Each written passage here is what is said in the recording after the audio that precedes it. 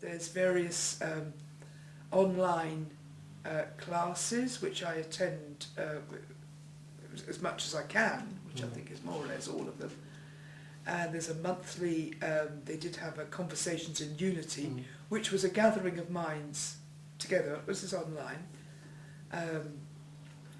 or at Kimmery's house if you live nearby. And it was sort of a topic would be picked for the following month, led by somebody, and they'd give a little chat for 10 minutes or so, and then we'd all sort of discuss, and it was informal and it was really nice. Anyway, that sort of wound down a little bit. So now we're doing a book club and reading a fabulous book by John Shelby Spong. Oh yes. Unbelievable.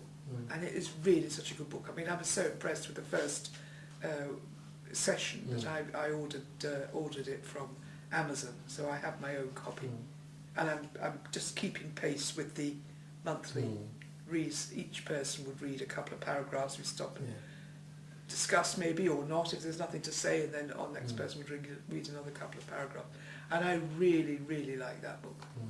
So what is it about Unity, if you had to sort of put it, I know it might be hard to sort of put it in a nutshell, but what do you think are the key things that for you, as for you, make it exciting or involving or inspiring? What do you think? It's not limited by dogma.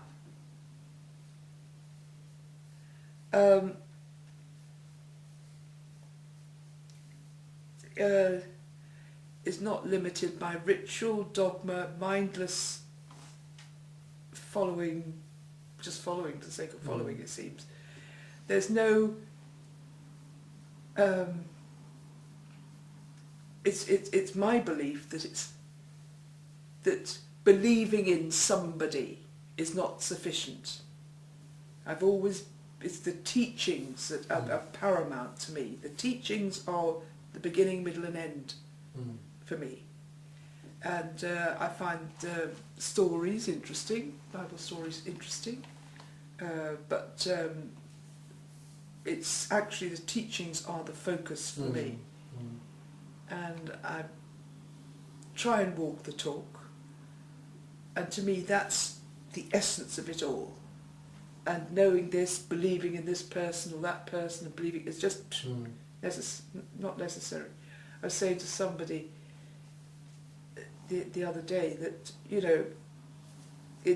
for example, take the air.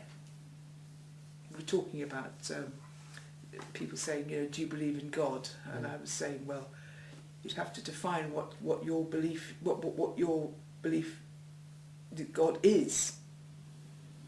Because actually what these people are saying is, do you believe in the God that I have created to satisfy myself, the level of understanding that I have, and do you buy into this? That's basically what they're saying.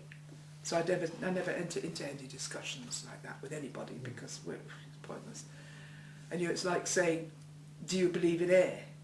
Well, it doesn't matter whether you believe in the air or you don't believe in the air, and it's not going to take offence because that is not part. It doesn't. It's not what it does. Take offence or favour this. It just is, and that's all there is to it. It just is.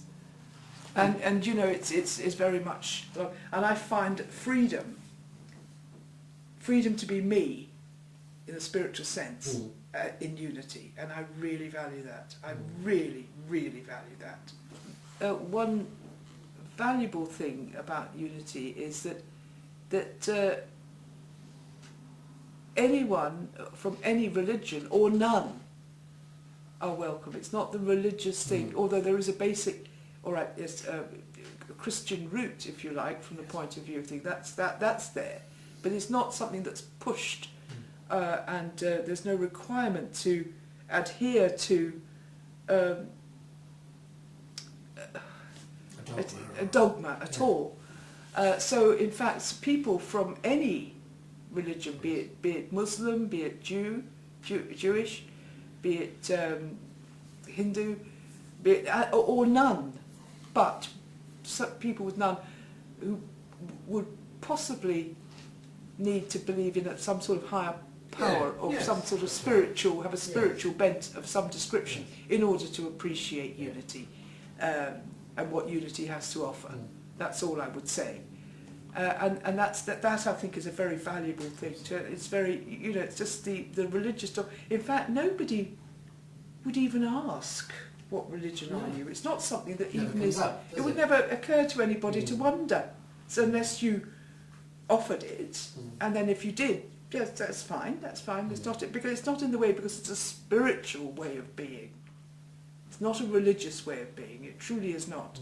And you obviously attach yourself also particularly to daily work, because you do a lot of voluntary work, helping with the daily work. I really enjoy doing that. What about the daily work? What do you feel about that publication? Because it gives you daily reflections. And to be honest, I don't actually read it to the extent that I should, perhaps. I do, but I really value it as a publication, and I value the fact that I really enjoy, once every couple of months, I like to come, set aside a week or so every couple of months and come and start, get great satisfaction. Oh, you do a wonderful job. In great satisfaction in doing every step and actually mailing it off.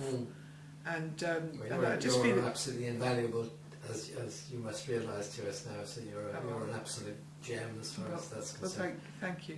And I just really, I love to take a pride in it and have each thing, you know, as perfect as I can make it, because it's to do less would be disrespectful to the publication, and of course to the reader who receives it. You know, we value you very much, but not enough to give you a nice packaging or sort of nicely cut edges to things. You know, that's how it. And anyone who receives, as I have done, an envelope through the post, somebody sent something with skew whiff stamps on, for example. I can remember thinking, ooh, you know, just careless.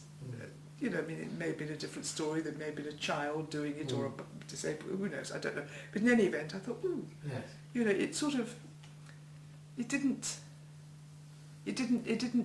convey that this person valued me as a person receiving this communication. So I try to do the best that I can, and I really enjoy doing it. So it's absolutely no sacrifice. I do enjoy it. Well, thank you very much.